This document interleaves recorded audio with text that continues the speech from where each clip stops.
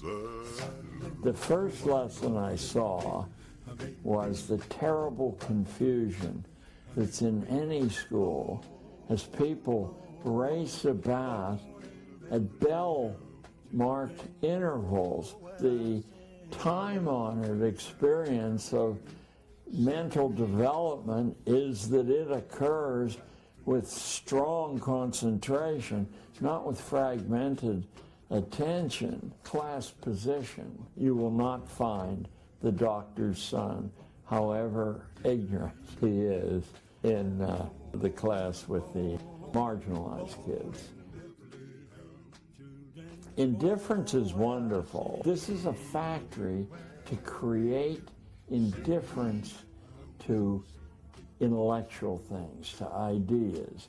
They have to be whipped, ordered, and disciplined to do anything. Or, just as bad, they have to be offered bribes to do it. Emotional dependency, sure.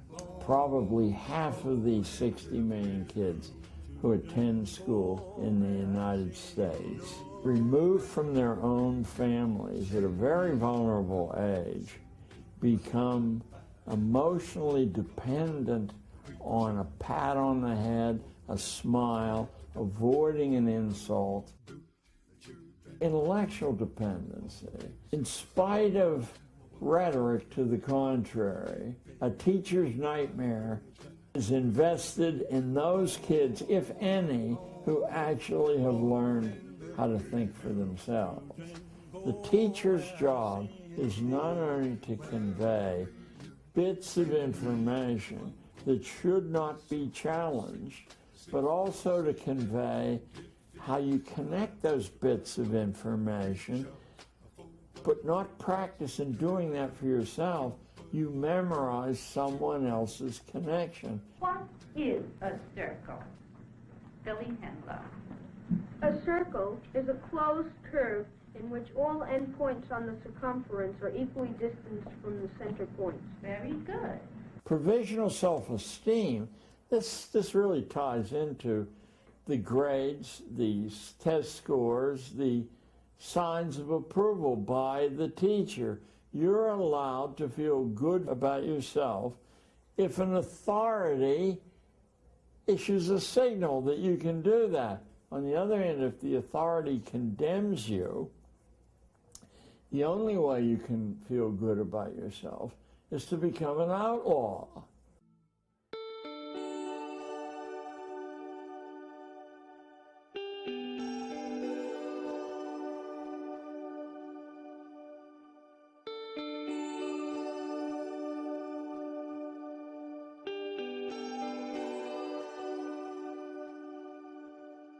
What are we trying to do?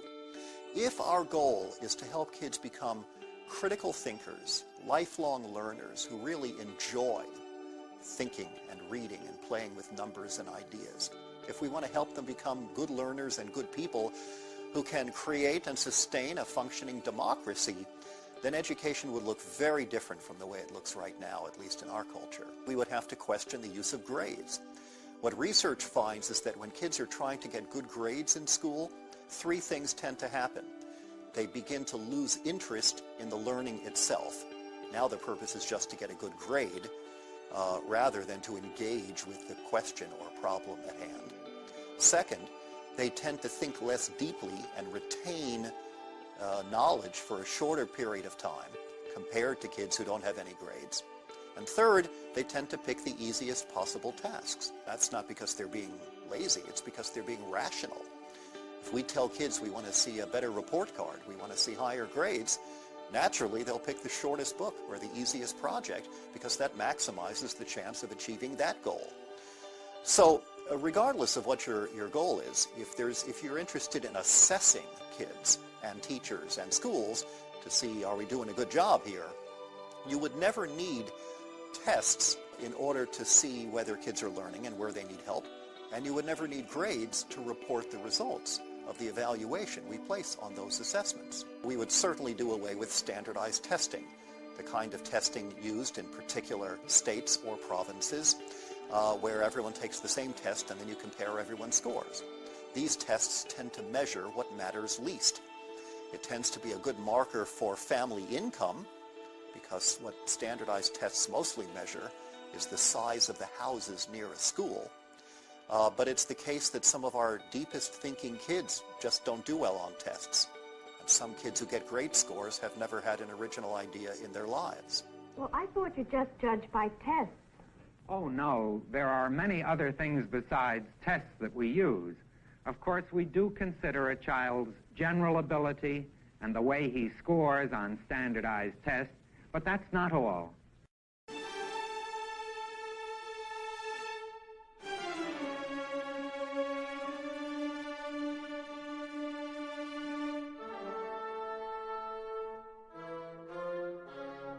Competition builds character. In fact, what we find is that by any reasonable notion of character in terms of psychological health or self-esteem, that competition undermines that and creates a kind of neurosis, because we come to think of ourselves as good and competent only to the extent that we have defeated other people. And so we're always playing this desperate king of the mountain game, where we're all worried about triumphing over other people and stepping on their faces and looking at them as if they're going to step on our faces. That has two effects. One is it's horrible for us in terms of psychological development, because there's a perpetual sense of disease and anxiety. But second, it very logically has a destructive effect on our relationships. We compete because we're raised that way, not because we're born that way. I mean, take, for example, the belief in survival of the fittest, which is seen as a Darwinian notion. In fact, Charles Darwin never even used the phrase survival of the fittest. That was coined by a right-wing social thinker in the 19th century named Herbert Spencer, who tried to corrupt Darwin's thinking to his own reactionary political purposes. What Darwin talked about was natural selection, which means that the individual organism that's best able to adapt to a changing environment is more likely to be around to survive and reproduce. But that doesn't specify competition as a mechanism. In fact, often the active avoidance of competition, if not the deliberate pursuit of cooperative strategies, turns out to make it more likely that organisms and entire species will survive. The research consistently shows that competition not only isn't necessary for excellence, but tends to impede excellence on most tasks. And the more challenging the task, the more ingenuity, problem-solving skill it requires, the more competition tends to disrupt that achievement. Excellence pulls in one direction, and competition pulls in another. And in fact, another kind of research study corroborates that. If you take a whole bunch of people and give them a task to do, some kind of problem to work out, and half of them are told, see if you can figure out how to do this task, and the other half are told, this is a contest with a prize to whoever wins, whoever does the best job, study after study after study across cultures, across gender, across ages, find that the people who have to compete, end up doing an inferior job on that task. The second phase is to turn citizens against each other through the creation of dependent livestock. It is very difficult to rule human beings directly through force, and where it can be achieved, it remains cripplingly underproductive, as can be seen in North Korea. Human beings do not breed well or produce efficiently in direct captivity. But if human beings believe that they are free, then they will produce much more for their farmers. The best way to maintain this illusion of freedom is to put some of the livestock on the payroll of the farmer. Those cows that become dependent on the existing hierarchy will then attack any other cows who point out the violence, hypocrisy, and immorality of human ownership. Officers positioned Grant face first on the floor, with one officer near his head, a second near his back, and a third officer standing nearby. There appeared to be a brief struggle. Then, a 2-year veteran BART officer stands, draws his weapon, and fires.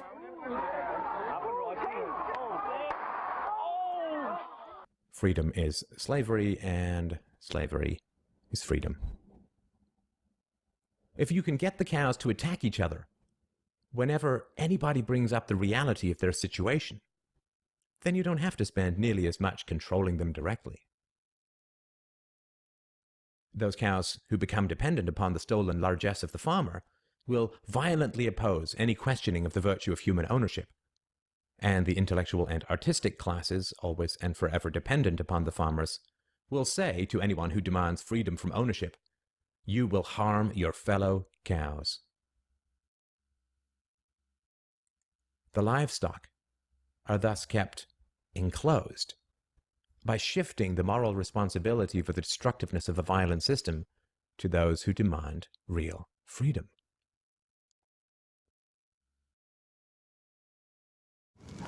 They want to throw white children and colored children into the melting pot of integration, out of which will come a conglomerated, mulatto, mongrel class of people. We are the Ku Klux Klan. We hate niggers, we hate Jews, we hate faggots, and we hate spicks. We kill the faggots, we kill the lesbians. I said, God damn it, we kill them all. Why kill the elder crackers? The old crepit crackers in South Africa. How in the hell you think they got old? They got old oppressing and killing black people. I'm not going to discuss it. If he says murder gets murdered, if a murderer gets murdered or slain, capital punishment, that's fine with me. Line them up and we'll clean up our nation overnight. Start with the abortionists. Might as well get rid of a few of those beasts. I'm so sick of them! I'm so sick of the brainwashing about Islam and Muslims and the Quran. Shove it! Shove it all! I'm sick of it! Take the music off. These throwbacks think they're better than you underneath it all, and 90% of them are on welfare. Speak it out at the supermarket. Tell them what you think of Islam. Tell them what you think of Muslims. We're talking about illegal immigration. So now, in addition to venereal disease and the other leading exports of Mexico, women with mustaches and VD, now we have swine flu. And when you scoop up some of the world's lowest of primitives in poor Mexico and drop it down in the middle of the United States, poor, without skills, without language, not sure our culture, not sure our hygiene, haven't been vaccinated, look at all the things we take for granted. It's millions of leeches from a primitive country come here to leech off you. I don't know what happened tonight, and I don't know why. Also, the gay agenda and Harry Potter. Professors, the 101 most dangerous academics in America, and that's just a short list of the 40,000 of them. They're like termites that have worked into the woodwork of our academic society, and it's just it's appalling. Scapegoating, and the hope is that by deflecting the anger of people, which might be directed against the system itself, deflecting the anger against these other people, the system would save itself. In the South, the black people became scapegoats, and you directed the anger of white people. Poor white people in the South were the people who joined the Ku Klux Klan.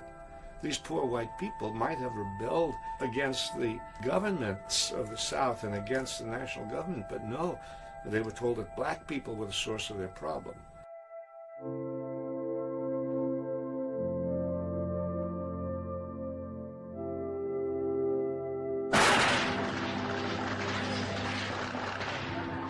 Facility, heavily armed, immediately started shooting everybody. It was a local man dressed in battle fatigues who declared, "I have killed 1,000, I'm going to kill 1,000 more."